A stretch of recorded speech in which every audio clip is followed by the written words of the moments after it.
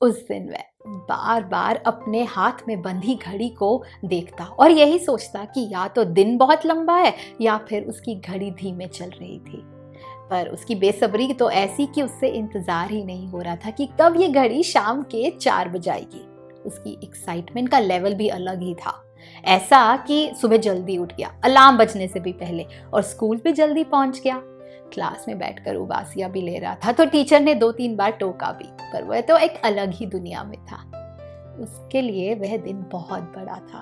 उस दिन वह उस खेल को देखने जा रहा था लाइव ग्राउंड में, स्टेडियम में, जिस खेल को वह जी जान से प्यार करता था, क्रिकेट का खेल। और अपने भगवान जैसे खिलाड़ी को भी वह लाइव साक्षात स्टेडियम में देखता। ये इसलिए पॉसिबल हो पाया था क्योंकि पिताजी ने वादा किया था कि अगर वह एग्जाम्स में मार्क्स अच्छे ले आएगा और उसके बाद जब भी अपने देश की टीम का मैच शहर में होगा तो वह उसे ले जाएंगे स्टेडियम में दिखाने। और वह दिन आ गया था, उसके एग्जाम से मार्क्स भी अच्छे आए थे और अपनी देश का टीम का मैच भी था। तो बस इसीलिए ये एक्साइटमेंट थी। क्लास में बैठे बैठे तो वह ये भी सोच रहा था कि जब भी दो खास टीम के बीच में मैच होना तो स्कूल वालों को वैसे ही छुट्टी कर देनी चाहिए, स्कूल बुलाना ही नहीं चाहिए बच्चों को। खैर, ये सोचते सोचते क्लास भी खत्म हो गई और घंटी भी बज गई छुट्टी की।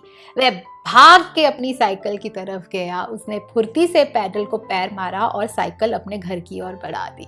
और रास्ते में जो भी उसे जान पहचान वाला दिखता उन्हें कहता फिरता, और भाई आज तो बड़ा दिन है, टीवी ऑन करना मत भूलना। घर पहुंचते ही उसको लगा कि खाना खाते ही उसे ट्यूशन निकल जाना चाहिए ताकि वक्त जल्दी बीत जाए। ट्यूशन पहुंचा, पढ़ने बैठा, मन ही नहीं लगा। एक एक पल उसको कई दशक जैसा लग रहा था। पेट दर्द का बहाना किया और ट्यूशन टीचर से इजाजत लेकर घर की ओर रवाना हो गया। रास्ते में जो मंदिर मिला वहां माथा भी टेका, ₹1.25 का प्रसाद भी चढ़ाया कि उस दिन अपनी देश को ही जिताना। ये पहली बार था कि वह मैच को टीवी के माध्यम से नहीं बल्कि रूबरू स्टेडियम में देखने जा रहा था। अब तो ये 14 साल का हो चुका है, पर अपनी 7 साल की उम्र से ही उसने उन सारी अखबारों को संभाल कर रखा था जिसमें उस खिलाड़ी से संबंधित खबरें छपी थी। जब जब हमारी देश की टीम जीतती या उसके भगवान जैसा खिलाड़ी अच्छा खेलता, तब तब वह अपनी पॉकेट मनी में से चॉकलेट खरीद कर अपनी छोटी बहन को खिलाता। और अगर हमारी टीम हार भी जाती तो वह हताश नहीं होता, बल्कि अपने दोस्तों से कहता, अगला मैच देखना तुम दूसरी टीम के छक्के ना छुड़ा दिए तो कहना। उसका इस खेल को लेके एक नया भी प्यार था। और जब भी गली में छुट्टी वाले दिन दोस्तों के साथ मैच होता तो दोस्त भी इसे ही कैप्टन बनाते। उन्हें पता था कि ये बहुत नॉलेज रखता है और इसका प्यार बहुत है इस खेल से और पक्षपात भी नहीं करेगा। सही भी था, वह भी इस खेल को खेल भावना से खेलता था, कोई बदले लेने की चाहत से नहीं। पिताजी ने उसे 4 बजे घर से निकलने का टाइम दिया था ताकि वक्त पर स्टेडियम पहुंच जाए, पर वह तो 3:30 ही तैयार होकर बैठ गया था। और पिछले 1 हफ्ते से चार्ट पेपर्स पर जो भी पोस्टर तैयार कर रखे थे वह सब भी हाथ में ले लिए थे उसने। उसकी ये तैयारी और आंखों में चमक देखकर पिताजी भी हैरान थे। जैसे ही कैब घर के बाहर आई वह लपक कर कैब में बैठ गया और ड्राइवर को पूछने लगा कि भैया जरा देखिएगा कि ट्रैफिक जैम तो नहीं है रास्ते में, मैच मिस नहीं होना चाहिए। लगभग आधे घंटे में वह स्टेडियम के बाहर पहुंच गए। अब कैब से उतरते ही पिताजी ने उसका हाथ कसकर पकड़ लिया ताकि वह इधर उधर ना हो।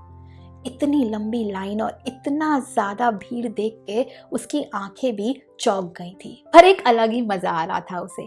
उसने देखा आसपास कुछ लोग जो लाइन में लगे हैं उन्होंने इस रंग की टी शर्ट पहन रखी है जिससे कि वह अपने देश को सपोर्ट कर सके और अपनी टीम को सपोर्ट कर सके। और कुछ ने हाथ में बैंड भी बांध रखे हैं टीम को सपोर्ट करने के लिए, और कुछ ने तो कुछ कलाकारी भी की हुई थी अपने चेहरे पर। तो बस यही सब देख के वो एक अलग सा उसको एक्सपीरियंस मिल रहा था।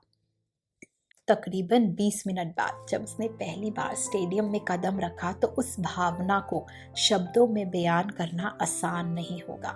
उसकी आंखों में चमक थी, पर उसकी आंखें नम भी थी। जिस तरह से लोग एक साथ एकजुट होकर एक ही लय में तालियां बजा रहे थे, अपनी टीम को सपोर्ट कर रहे थे, ये किसी बहुत बड़े उत्सव से कम ना था। जो सब उसने आज तक टीवी में देखा था आज उसकी आंखों के सामने हो रहा था। पिताजी ने भी हाथ तब तक नहीं छोड़ा जब तक वह सीट पर बैठ नहीं गया। जैसे ही वह सीट पर बैठा, उसने सामने देखा उसके भगवान जैसा खिलाड़ी सामने ग्राउंड में प्रवेश कर रहे थे और वह खिलाड़ी भी आसमान की ओर देख रहे थे। उनका प्रवेश करते ही पूरा स्टेडियम उनके नाम और तालियों से गूंज उठा। वह एक अद्भुत सीन था। उसके बाद जो भी हुआ वह काफ़ी अविस्मरणीय था उसके लिए। शुक्रिया मेरी इस कहानी को सुनने के लिए।